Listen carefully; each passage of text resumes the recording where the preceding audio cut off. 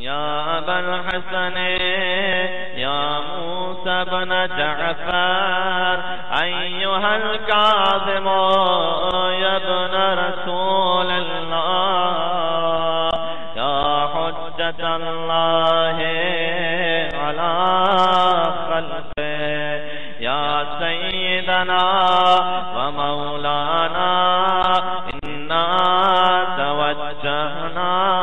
واستشفعنا وتوسلنا بك إلى الله وقدمناك بين يدي حاجاتنا يا وجيها عند اشفع لنا.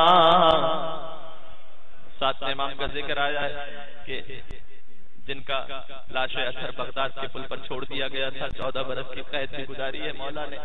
اور میں چوتھے امام سے کہوں گا کہ اے مولا آپ نے بھی جو قید گزاری، بالآخر ہتھکڑیاں کھل گئیں، بیڑیاں جدا ہو گئیں، لیکن میرے ساتھ ہے مولا کا جنازہ بغداد کے پل پر اسی عالم میں رکھا گیا کہ زنجیروں میں جکڑا ہوا جنازہ تھا. اور ہارون الرشید ملعون اس کا ارادہ یہ تھا کہ مولا کا جنازہ رات کی تاریکی میں بغداد کے پل پر چھوڑ دیا جائے تاکہ جب مسافر گزریں تو لاشا پامال ہو جائے اور کسی کو خبر نہ ہونے پائے. لیکن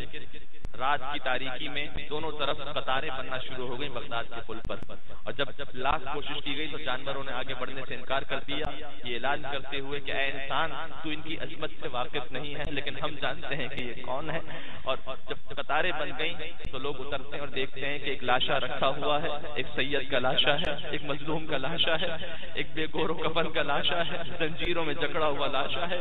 اور ہارون جس نعوذ باللہ ذلت کے ساتھ چاہتا تھا کہ لاشا ختم ہو جائے، لیکن مولا کی لاشے کو پروردگار نے یہ شان اور اعجاز عطا فرمایا کہ پورے بغداد میں اعلان ہو گیا اور پوری شان و شوکت تک مولا کا جنازہ چلتا ہے اور دفن کیا جاتا ہے. میں کہوں گا کہ اے مولا آپ نے قید ضرور مصائب ضرور برداشت کیے، لیکن لاشے کو پامالی سے بچا لیا گیا، لاشے کو پامالی سے بچا لیا. کربلا میں ایک لاشا تھا کہ جب شہداء کے لاشیں موجود تھے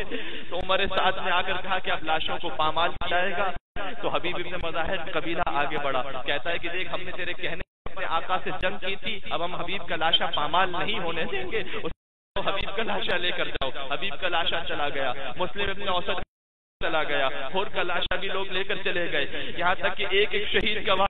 گیا اپنے اپنے شہداء کو لے جاتا گیا. اکبر کا لاشا اٹھانے والے موجود تھے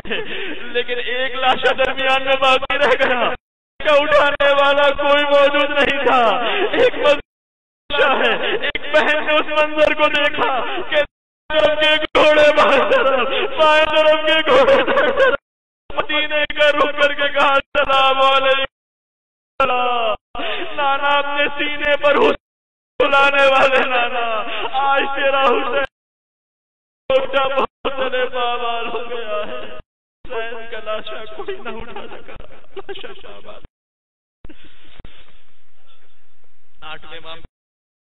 مولا کی انشاءاللہ زیارت کی دعا کے ساتھ کہ آپ تشریف لے جا سکیں اور مولا کی بہن کے پاس اس قم میں کہ جہاں آیت اللہ بہجت نے کہا کہ کچھ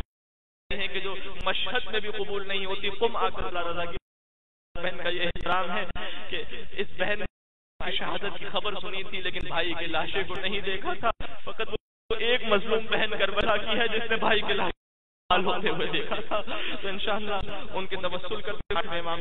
کا نام سب مل کر میرے ساتھ ساتھ یا ابا الحسن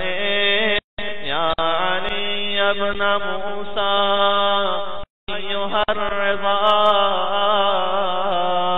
یا ابن رسول اللہ یا حجۃ اللہ خلقہ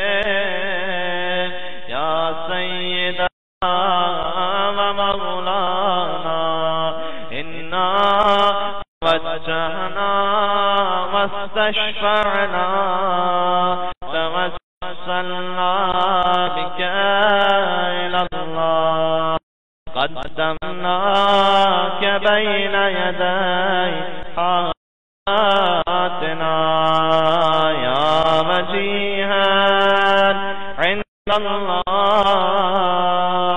اشفع